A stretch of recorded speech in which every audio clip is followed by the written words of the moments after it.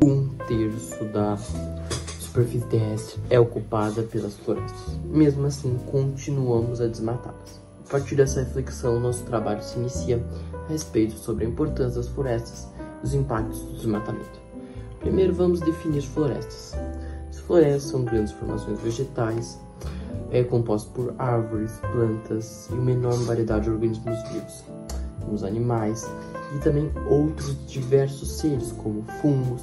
Então temos um equilíbrio entre, por exemplo, fauna e flora, um equilíbrio entre animais e plantas, um grande equilíbrio no ecossistema.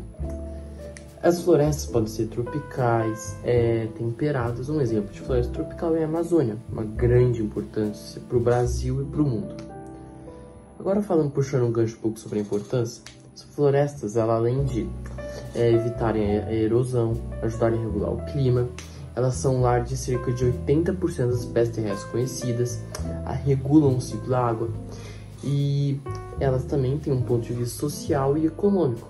Elas fornecem madeiras, frutas e plantas medicinais. A questão uma grande reflexão é pensar, será que o uso desses elementos naturais para fins econômicos fazem bem para as árvores, para as florestas, para as árvores, para os animais? Será que isso é feito de uma forma pensada, de uma forma usando a biologia, o pensamento e as tecnologias geográficas para evitar os problemas gerados? Outro ponto que a gente queria discutir muito é sobre os serviços ecossistêmicos, que são benefícios que os ecossistemas oferecem à sociedade. No caso das florestas, esses serviços incluem a regulação do clima, a purificação do ar, a polinização das plantas, o controle de enchentes. Então a gente pode entender que o nosso bem-estar depende muito, sim, das florestas.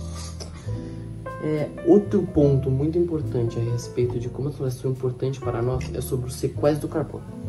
O que é o sequestro do carbono? É a capacidade da árvore e de outros organismos vegetais absorver o dióxido de carbono, CO2. Esse CO2 é absorvido e é armazenado nos troncos, nos galhos, nas folhas, nas raízes. Como isso ocorre? O processo ocorre principalmente pela fotossíntese. Durante esse fenômeno, as plantas utilizam a energia solar para converter CO2 e água em glicose e oxigênio. Assim, o carbono atmosférico é transformado em matéria orgânica e passa a compor a estrutura da planta. Esse carbono pode permanecer armazenado nas raízes e nas folhas por muito tempo. Mas o solo florestal atua como reservatório adicional de carbono, acumulando a matéria orgânica na decomposição de raízes e micro-organismos. Então, quando ocorre o desmatamento, o carbono que estava estocado é liberado novamente na forma de CO2. Por isso que o desmatamento é tão impactante.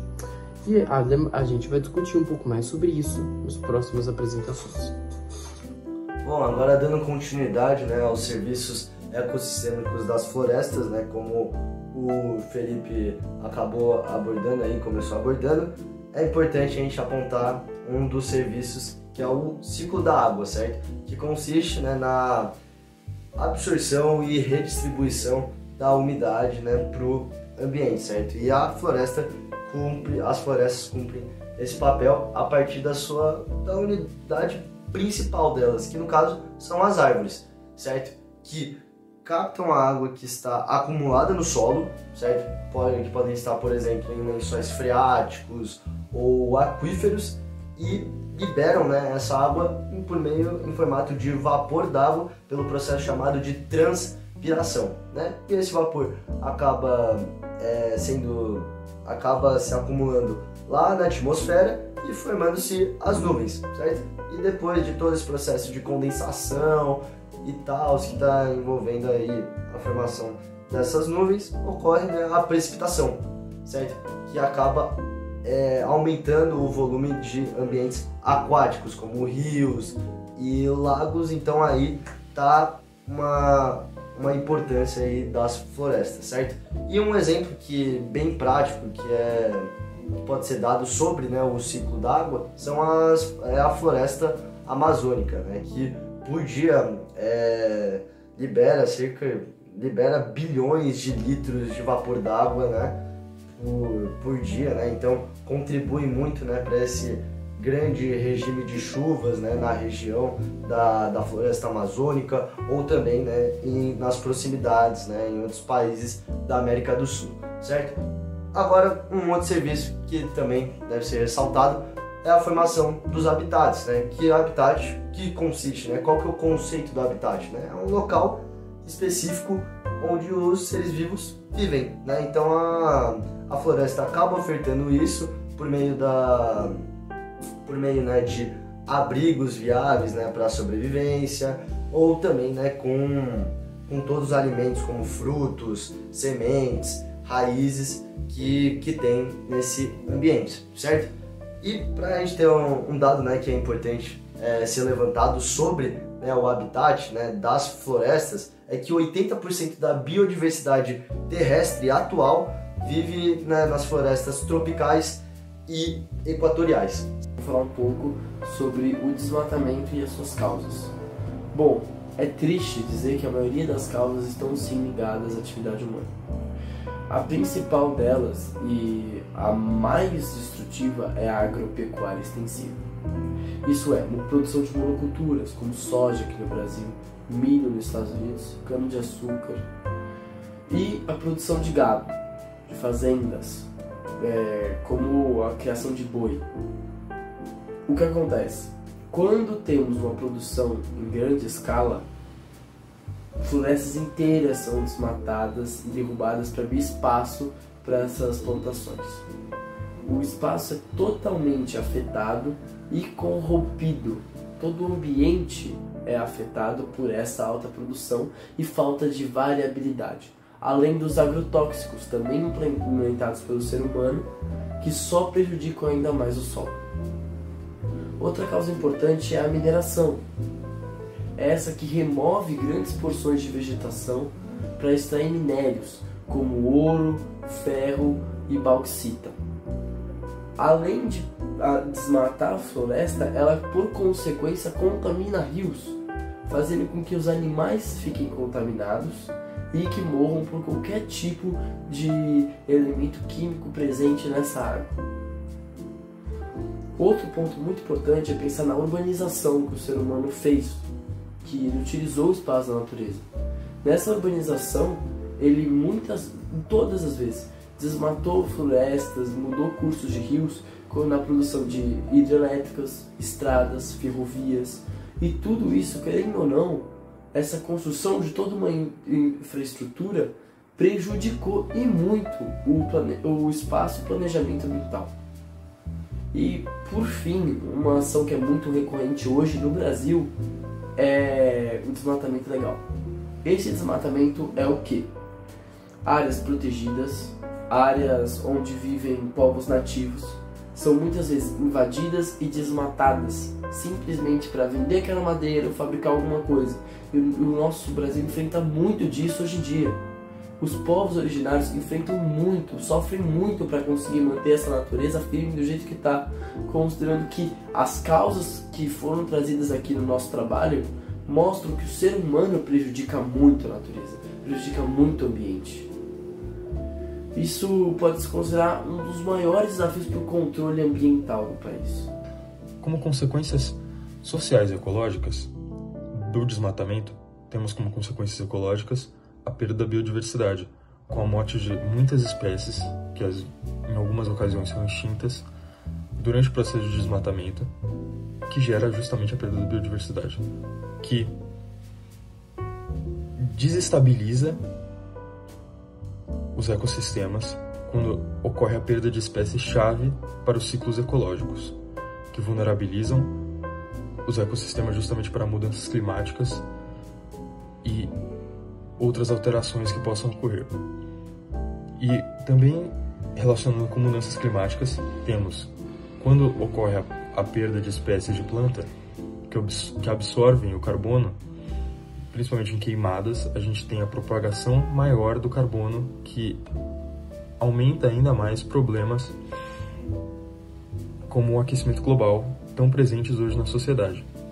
Já como consequências sociais do desmatamento, temos a grande perda de segurança para as comunidades que vivem nas florestas, como nos casos brasileiros, as comunidades indígenas e ribeirinhas, que necessitam do ambiente para a produção do próprio alimento, para a própria casa e própria subsistência, tendo muitas vezes necessidades econômicas atreladas ao ambiente florestal, ou até mesmo, na maioria dos casos, perdem a segurança alimentar e a própria segurança, já que eles ficam à mercê dos desmatadores e perdem as suas casas e qualquer tipo de auxílio estatal, que, assim, perdendo a sua cultura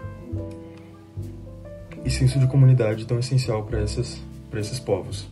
Então, seguindo as consequências ecológicas e sociais do desmatamento, a gente pode falar um pouco mais sobre as políticas de fiscalização contra o desmatamento. A primeira delas é o PPCDAM, que é o Plano de Prevenção e Controle do Desmatamento da Amazônia.